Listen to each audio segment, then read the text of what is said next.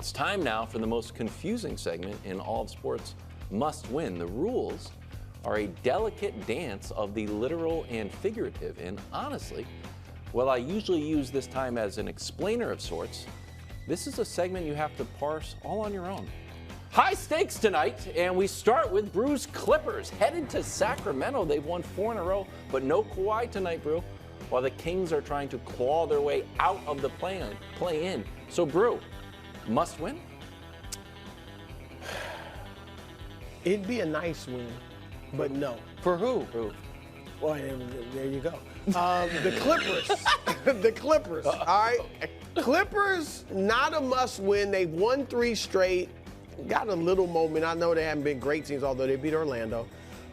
This is the 4th game on a 4-game road trip. Mm-hmm. The NBA kind of did them dirty. They just played in Charlotte, had to fly all the way to Sacramento, and now they're playing the Kings, and Kawhi's out. So I'm just being realistic. It'd be a nice win for them to get, but not a must win. I know the standing situation, but that's where I'm at. So it is not a must win for the Clippers. It is a must win for the Kings. Because now that Kawhi's out, you're trying to hold off the Lakers. You don't want to drop to that 9 line. The Lakers desperately trying to get out of that 9 line.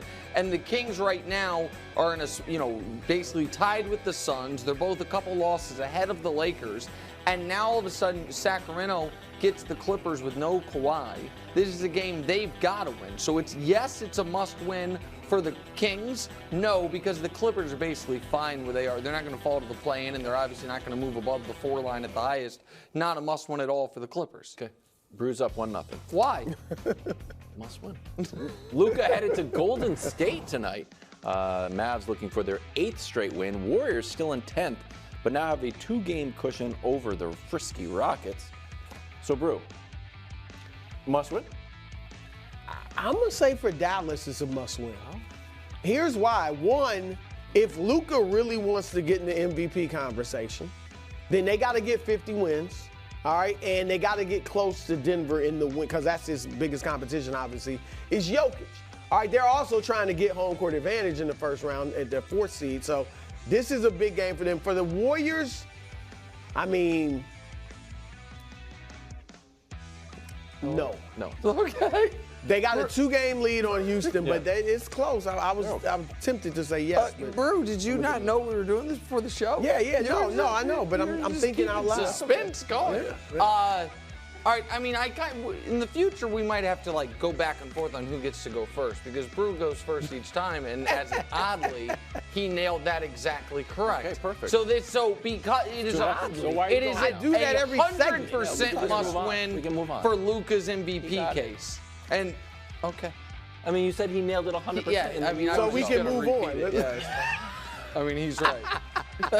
Save it, but you'll give you extra time here. Okay, let Nick go first. No, this is his guy. We're doing this one for you. You're going to go first on all 3.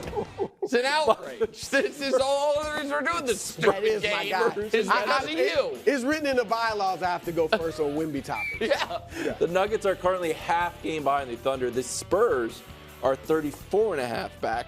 Wemby looking to build his case for Defensive Player of the Year. Brew, must win? Well, San Antonio, there's no must-wins at this point. But Denver, yes, an absolute must-win. They're chasing the Thunder. They're trying to hold off the T-Wolves. Must-win. Okay. Good. So I actually... Nothing on Wemby there. I think, right. I mean... Okay, well, I'm only going to talk about Wemby here because I think that's the only reason this game's interesting. The only reason this game's interesting is if Wemby wants a real shot at Defensive Player of the Year, he's got to have some big moments against Jokic. Oh. So the Spurs have played, or Wemby's played Jokic twice in his career, twice this year. Jokic in those games is 35, 9, and 7 on 62%, while Wemby is 19 and 10, which is fine, but on just 38%. I think that you could have a real groundswell of, you know what, Wembanyama deserves more accolades this year than just Rookie of the Year. So I think people are going to struggle with an All-NBA placement, Brew, because the team's so bad. Mm-hmm. But would they, if all of a sudden Joker has some moments where he looks flustered, Could that be enough to where Wemby has an actual shot at stealing Defensive Player of the Year from either Rudy or AD? So in that regard, Brew, I think that it's less about if the Spurs win and more about if Wemby can hold Jokic down a bit or make him look frustrated. I would like to see Wemby, and I know today with cross matches and picks and all that, but I'd like to see Wemby say, give me Jokic. Give me Jokic. Do you think, what he does. you know how you have like a Heisman moment? Do you think it would be more important if Wemby had a few big moments, big rejections, or like eye-popping stuff, or just like quietly made it difficult for Joker, but no real like standout? That's a great question. Because what would be more impressive if he quietly made it tough on Jokic, like right? Rui.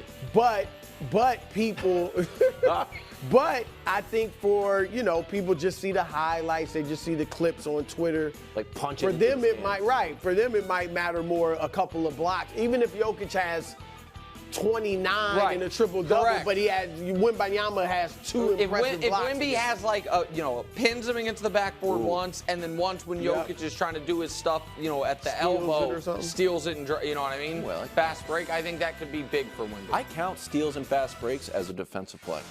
Well, yeah, the steal is. No, but and the dunk. Oh, yeah, the just fast break is part of Are you aware of stocks?